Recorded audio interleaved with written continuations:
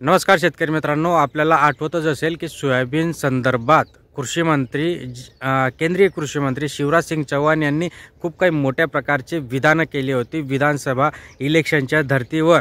आणि तेच जे काही विधानसभेच्या धर्तीवर इलेक्शनच्या धर्तीवर त्यांनी जे काही विधानं केली, जे काही आश्वासनं दिली, त्या आश्वासनं आता फोल ठरताना आपल्याला दिसत आहेत। काय सोयाबीनच्या संदर्भात जे निकष त्यांनी चेंज केले होते, जसे की ओलाव्या संदर्भात 15%वरून 12%वरून 15%पर्यंत त्यांनी केलं होतं, तर ते नक्कीच झालं आहे का?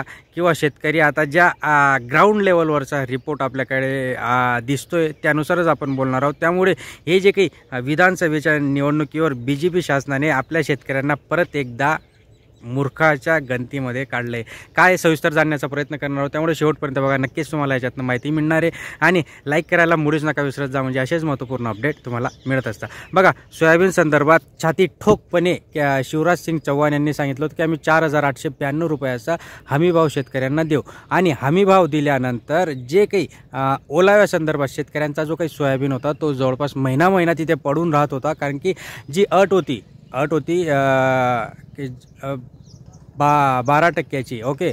आणि पण 12%पेक्षा जास्त ओलावा असल्याने शेतकऱ्यांचा सोयाबीन तिथेच पडत होता। आणि म्हणून छाती ठोकपणे शिवराज सिंग चौहान सांगत होता की आम्ही 15%पर्यंत ओलावा ग्राह्य धरू। आणि हे नोव्हेंबरमधली गोष्ट आहे मित्रांनो। आणि ज्या पद्धतीने इलेक्शन झालं, इलेक्शनच्या झाल्या आपल्याला असं कळतं आहे की जे काही नाफेडला राज्य शासनाकडून आदेश जायला पाहिजे, सूचना जायला पाहिजेत, त्या सूचना अद्यापही गेलेल्या नाही आहेत। खूप काही मोठा स्कॅम इथे म्हणता येणार आहे आपल्याला, कारण की सोयाबीनचा जो काही मुद्दा विधानसभेच्या इलेक्शनमध्ये गाजला होता, त्या मुद्द्यालाच आता यांनी बगल दिलेली आपल्याला दिसते। तुम्ही जर तुमच्या आजूबाजूच्या जे काही सोयाबीन केंद्र आहेत, खरेदी केंद्र आहेत, त्यांच्या इथे जर गेलात तर तुम्हालाही देखील ही जी काही परिस्थिती नक्कीच समजून येणार आहे की ह्या लोकांनी आपल्याला एकदा परत मूर्खाच्या गंतीमध्ये काढलेलं आहे। की जे काही आर्द्रतेचं प्रमाण होतं, आर्द्रतेचं प्रमाण यांनी जवळपास फक्त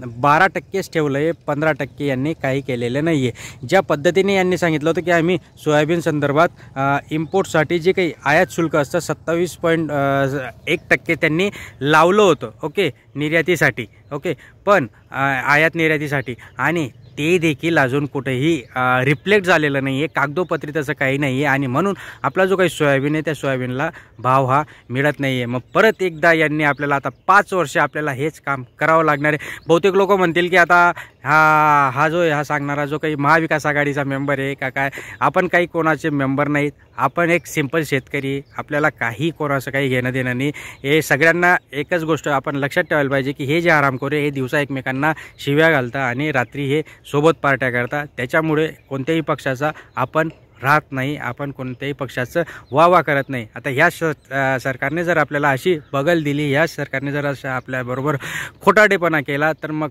आपल्याला या मुद्दा शेतकऱ्यांपर्यंत पोहोचवणं गरजेचं आहे। बघूया आता हा जो मुद्दा आहे हा कितपत आता हिवाळी अधिवेशनामध्ये गाजवणार आहेत आता, कारण की यांना विरोधी पक्ष नेतासुद्धा आपण ठेवलेला नाही आहे।